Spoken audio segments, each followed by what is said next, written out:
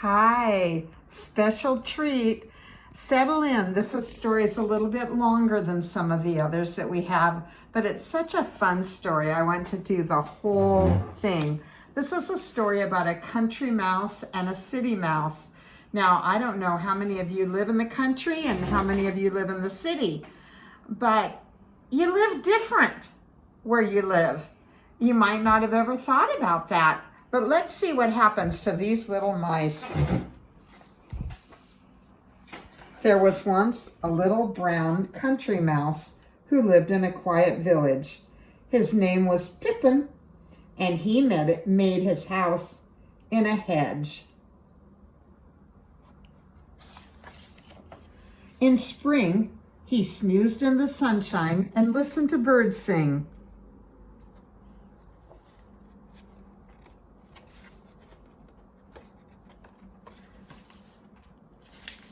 In the summer, he nibbled on juicy strawberries and sweet green leaves, and then he scampered around gathering food and cutting grass to make warm bedding for the frosty months ahead.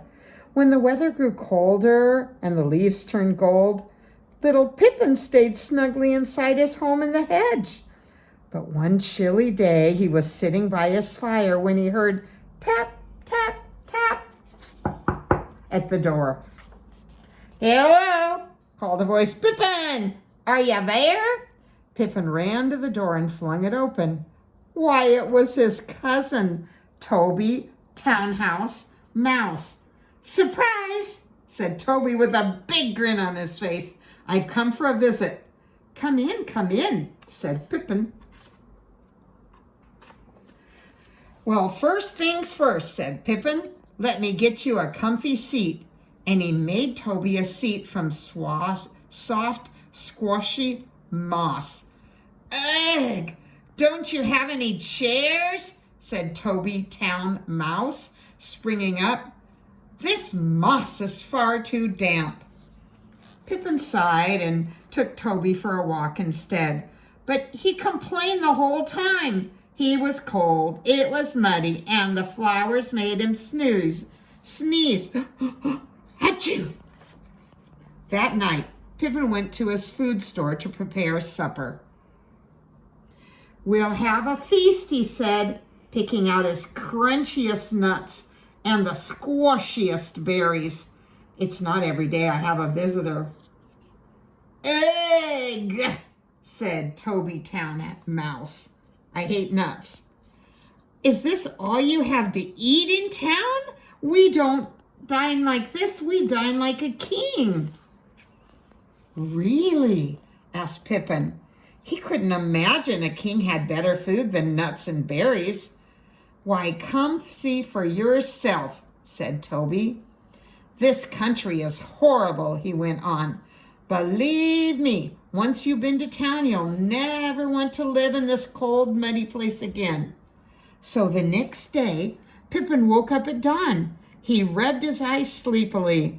Today he would see the town for himself. Toby had a great big stretch. "Come on," he said. "We have a train to catch." Pippin ate a quick breakfast of berries. "No toast?" said Toby, and they hurried to the station. Soon they heard the rattle-tattle of pebbles jumping on the railway line. It was followed by a chugging and puffing of a gleaming steam engine. "Here's the train," cried Pippin. "Oh, my cheese and whiskers, it's huge." The train came to a stop alongside the platform with a screech and a snort. "Quick," ordered Toby, "jump in that green bag." See the green bag right here? Looks like it's somebody's backpack to me. Well, a boy picked up the green backpack and stepped right onto the train. Pippin and Toby clung on tightly as they were swung aboard. The train gave a shriek and a snort, and they were off. Pippin looked out the window excitedly. At first, they passed fields and groves of trees being blown sideways by the wind. The train rumbled on, and after a while, there were no trees at all, just tall buildings and chimneys reaching clear up to the sky. Now follow me. Toby leapt onto the platform. Be quick, Pippin, he called, but watch out for lots of feet. The mice ran across the forecourt, out of the station and onto a very busy street. Giant shoes thundered down all around them. Help, said that little country mouse. Pippin gasped. On the street, there was so much noise, and all at once, more noise than he had ever heard in his life. Vroom, vroom, vroom. Out of my way. Beep, beep. Ding, ling, ling. People shouted, cars vroomed, horns beeped. It was a cacophony of chaos. And the smells! Pippin sniffed burned garbage and coughed on the smoky fumes from the cars. Toby stopped at the front step of a grand building. Welcome to my house, he said proudly, pointing his paw. Ignoring the blue front door, he beckoned to Pippin and led him through a small hole in the brick on the side. Following Pippin ran down the dimly lit corridor under the floor and up secret staircases behind the walls. Isn't this grand? They spun and twirled across the empty ballroom. Toot toot! They played with toys in the children's nursery. Toby's stomach gave a growl. Race you to the dining room, he shouted. It's time for a real feast. Those mice scrambled up the tablecloth and began to enjoy the leftovers. They nibbled on gooseberry pie. They licked up clotted cream. Toby ate his way right through the hole in the Swiss cheese, while Pippin dipped his paw in chocolate sauce. Ah, said Toby, I'm nearly full. Pippin clenched his tummy. I think I'm going to be sick, he moaned. Suddenly, the table shook. The tablecloth shifted underneath him. Toby grabbed Pippin by the paw. It's a cat, he cried. Run for your life. The cat's face peered over the top of the table. Hello, she purred, licking her lips. Pippin was frozen in fear, transfixed by the cat's fierce claws, her sharp teeth, and pointed pink tongue. Come on, said Toby, dragging him away.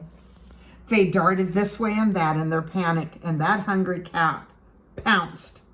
She knocked over the chocolate sauce, sending it crashing to the floor. Pippin! Toby squealed, into this hole! Pippin ran. The cat leaped. She swiped at Pippin with her claws outstretched, and Pippin threw himself over the edge of the table. Even though he was so full it hurt to move, Pippin tore to the hole and followed Toby inside. The cat spit in disgust as Pippin's tail disappeared into the hole. She gave one last swipe with her paw, but it was no good. Drat! I missed, she hissed. Pippin dropped to the floor. Oh, cousin, he gasped. That was horrible. I want to go home. You can't leave yet, said Toby. Besides, you'll feel better after a good night's sleep. Just wait until you try my fine feather bed. But the next morning, Pippin was still determined to leave. The town was noisy and smelly and dangerous. He didn't even want to wait long enough for Toby to get up. So Toby gave him a map to the station. Goodbye, said Pippin. Thanks for having me. I'm going home, Pippin thought as he ran down the street. Home, he cried, dancing in and out of the stamping feet. He hid in a bag to board the train and then gazed out of the window, willing the buildings to become trees again. In the starry dark, Pippin finally reached the hedge. The only sound was the quiet hooting of an owl. Hoot, hoot. Home, sweet home. He sniffed in the sweet cold air and smiled. Then he raced to his home in the hedge. That night, he smiled again as he snuggled down in his warm hay bed Now this is the life for me, he said. Good story, huh? So I don't know, maybe you live in the country and you have friends or cousins that live in the city and you go visit. Everything's different in the city. For me, if I just go into Seattle, things are totally different than they are here. That's all. Good night. I love you.